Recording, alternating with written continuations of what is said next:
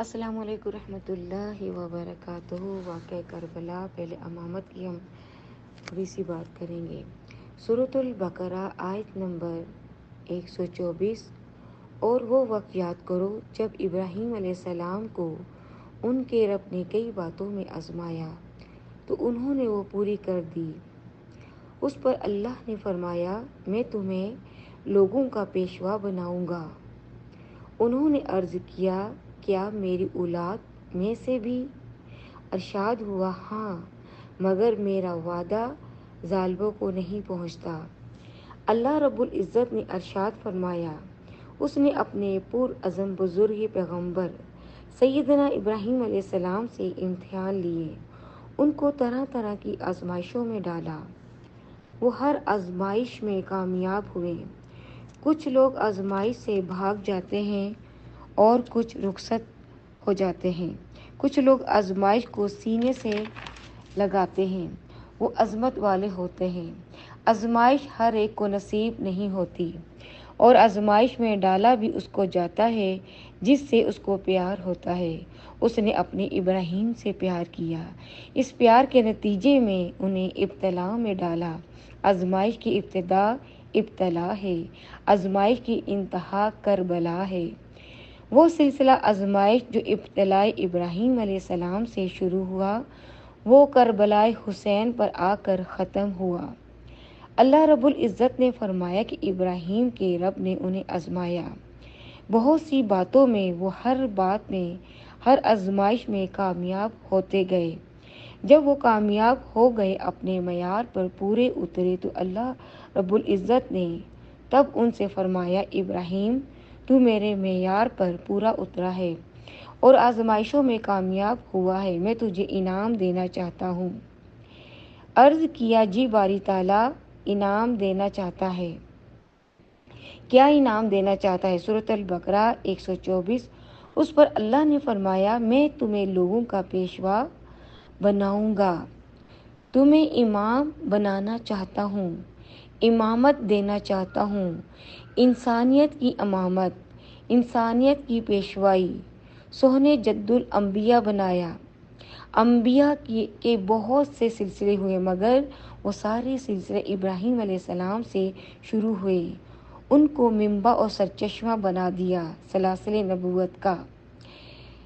اس پر اللہ تعالیٰ نے فرمایا، میں تمہیں لوگوں کا پیشوا بناؤں گا، تجھے امامت دینا چاہتا ہوں۔ انہوں نے عرض کیا، کیا میری اولاد میں سے بھی؟ ہاں، مگر میرا وعدہ ظالموں کو نہیں پہنچتا۔ باری تعالیٰ میری اولاد کو بھی امامت دے گا، میری ذریت کو بھی امامت دے گا؟ یہ سوال کیا۔ اللہ پاک نے فرمایا، انہوں نے عرض کیا، امامت ان کو دوں گا جو ظالم نہیں ہوں گے۔ امامت کبھی ظالموں کو نہیں ملتی، اور ظالم کبھی امام نہیں ہوتا۔ امامت حق کو ملتی ہے۔ جو امام ہوتا ہے وہ حق پر ہوتا ہے، وہی حق ہوتا ہے۔ حق پر ہونا اور خود حق ہونا زمین آسمان کا فرق ہے۔ جو سیدھی راہ پر ہوں وہ بھی حق پر ہیں، مگر امام تو خود حق ہوتا ہے۔ جو اس امام کی راہ پر چلتا ہے وہ اہل حق کہلاتا ہے۔ اللہ تبارک تعالیٰ نے دو نعمتوں کا ذکر ابراہیم علیہ السلام سے کر دیا، ایک نعمت نبوت اور ایک نعمت امامت۔ آپ نے دعا کی، باری تعالیٰ تو نے دو نعمتوں کا ذکر کیا ہے، ایک نبوت کا، ایک امامت کا۔ امامت کی بات تو سمجھ میں آ گئی، میری ذریت میں ہوگی، باہر نہیں جا سکتی۔ اب نبوت کا بھی یہ کرم کر دے، وہ آخری نبی جس پر نبوت ختم ہوگی وہ بھی میری ذریت کو عطا کر دے۔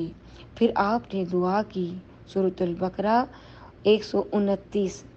اے ہمارے رب، انہی میں سے وہ آخری اور برگزیدہ رسول صلی اللہ علیہ وآلہ وسلم مبعوث فرما، جو ان پر تیری آیتیں تلاوت فرمائے اور انہیں کتاب و حکمت کی تعلیم دے کر دانائے راز بنا دے، اور ان کے نفوس و قلوب کو خوب پاک صاف کر دے۔ بے شک تو ہی غالب حکمت والا ہے، آیت نمبر 129 ہے۔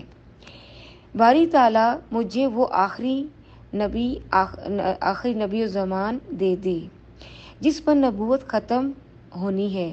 وعدے دو تھے کہ نبوت بھی آپ کی ذریت میں، امامت بھی آپ کی ذریت میں، تو عرض کیا باری تعالیٰ یہ نبی بھی میری ذریت میں دے دے جس پر نبوت ختم ہوگی۔ جب دعا کی، ایک پتھر پر کھڑے تھے، ساری عمر پتھریلی زمین پر گزاری اور پتھریلی زمین پر ہی رہے، پتھروں پر چلتے ہی رہتے تھے، ساری عمر پتھروں پر چلتے کھڑے ہوتے ہی گزرتی تھی، مگر کسی پتھر پہ آپ کے پاؤں کا نشان نہیں ملا۔ پھر اس روز بھی پتھر پر کھڑے تھے اور پتھر پر کھڑے ہو کر دعا کی، باری تعالیٰ وہ آخری نبی جس پر نبوت ختم ہوگی وہ میری گود میں دے دے، میری ذریت میں دے دے۔ اللہ پاک نے جواب عطا کیا، سورۃ البقرہ 151۔ اسی طرح ہم نے تمہارے اندر تمہیں میں سے اپنا رسول بھیجا جو تم پر ہماری آیتیں تلاوت فرماتا ہے اور تمہیں نفساً و قلباً پاک صاف کرتا ہے اور تمہیں کتاب کی تعلیم دیتا ہے اور حکمت و دانائی سکھاتا ہے اور تمہیں وہ اسرار و معرفت و حقیقت سکھاتا ہے جو تم نہ جانتے تھے۔ اور ابراہیم تم نے مانگا اور میں نے وہ نبی جس پر تیرے مانگنے پر عطا کر دیا۔ اب تو آخری نبی کا بابا ہوگا جس پر نبوت ختم ہوگی، وہ بھی تیری ذریت میں ہوگا۔ وہ نبوت جس ہستی پر ختم ہوگی اسے تیری ذریت میں کیا ہے، تیری التجا پر، تیری استعداد پر، تیرے سوال پر، تیری دعا پر عطا کیا ہے، اور وہ جو تو نے میرا گھر بنایا ہے اس پر تو نے مجھ سے مانگا کچھ نہیں تھا، وہ تیری دعا تھی کہ میں نے وہ ہستی عطا کر دی جس پر نبوت ختم ہوگی، وہ تیری دعا تھی۔ امامت تیری دعا نہیں میری عطا ہے، جس پر نبوت ختم ہوگی وہ بھی تجھ میں ہوگا، جس امام مہدی پر امامت ختم ہوگی وہ بھی تجھ سے ہوگا۔ فرمایا جس پر تیری نبوت ختم ہوگی وہ تیری دعا پر عطا کیا، جس پر امامت ختم ہوگی وہ میں نے عطا پر عطا کیا۔ لہٰذا پھر جب بیان آ چکا اللہ کو وعدہ، وہ رسول آخری نبی ابراہیم تمہیں عطا کر دیا۔ دعا مانگی تو پتھر پر کھڑے تھے، وہ پتھر مقام ابراہیم کہلایا۔ 4000 سال گزر گئے، سب پتھروں پر نشان اگر پڑے بھی تھے وہ سب مٹ گئے، مگر 4000 سال میں اس پتھر کا حضرت ابراہیم علیہ السلام کے قدموں کا نشان نہ آج تک مٹ سکا تھا نہ مٹایا جا سکا۔